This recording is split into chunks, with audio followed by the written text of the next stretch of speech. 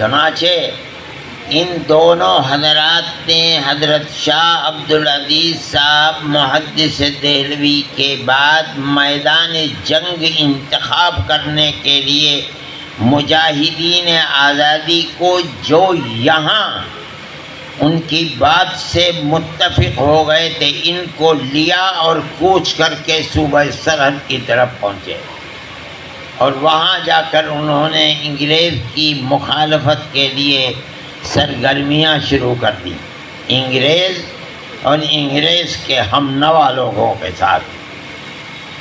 چنانچہ جنگ آزادی شروع ہو گئی، اور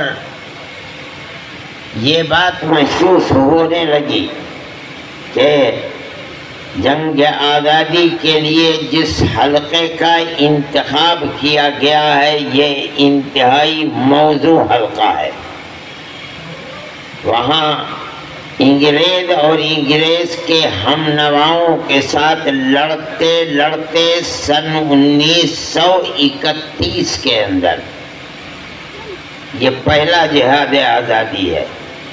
لوگ سمجھتے ہیں کہ جہاد آزادی سن 1857 کا جہاد آزادی پہلا ہے، مگر یہ بھول ہے، تاریخ سے ناواقفیت ہے۔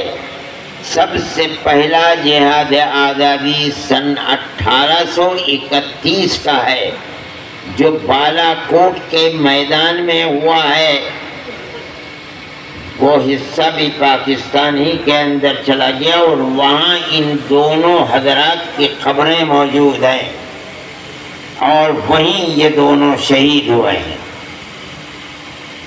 مسلمان اہل مدارس طلباء اپنے بزرگوں کی اس تاریخ سے ناواقف ہیں، حالانکہ جو قوم اپنے آباء و اجداد کی اس تاریخ سے ناواقف ہے جن سے ملک کی آبیاری ہوئی ہے، اس قوم کا مستقبل کبھی تابناک ہو نہیں سکتا۔ انہیں معلوم ہی نہیں کہ ملک کے اوپر ان کا حق کیا ہے۔ لیکن اس بات کو سمجھنا چاہیے کہ اس وقت تک سن 1831 کے جہاد تک میدان میں تنہا علماء اور مسلمان ہیں، کوئی دوسرا ان کے ساتھ شریک نہیں ہے۔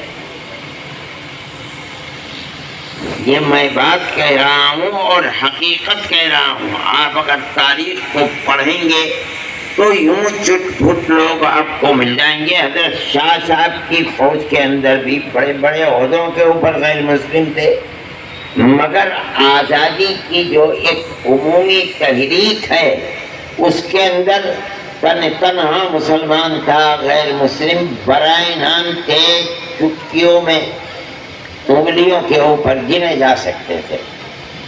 وہاں ناکامی ہوئی ان کی شہادت کے بعد۔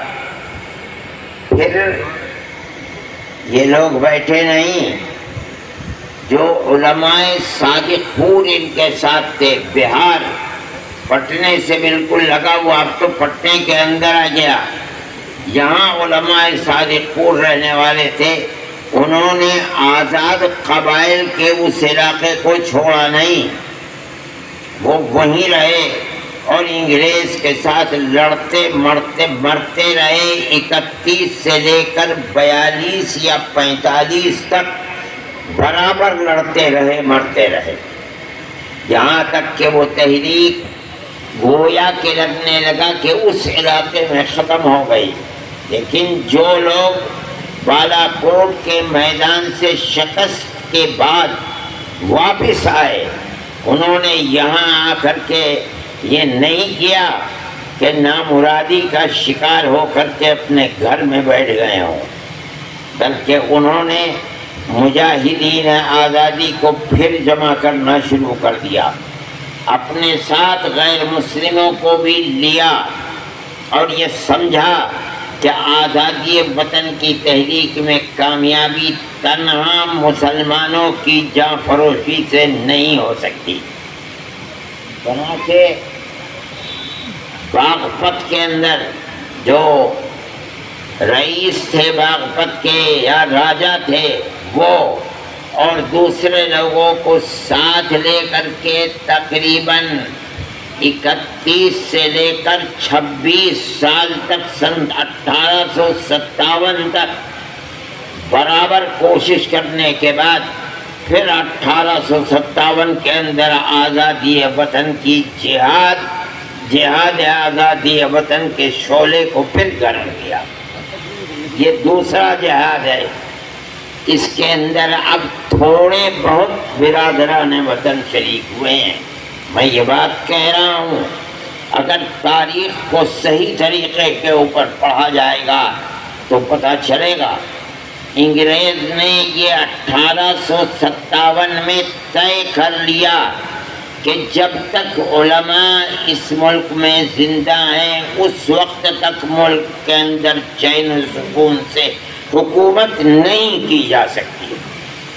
اس لیے اس نے آزادی کے ساتھ اعلان کر دیا 1857 کے بعد کہ عالم دین کی کوئی قید نہیں ہے، جس کے چہرے کے اوپر داڑھی اور لباس عالمانہ ہو اس کو قتل کر دیا جائے۔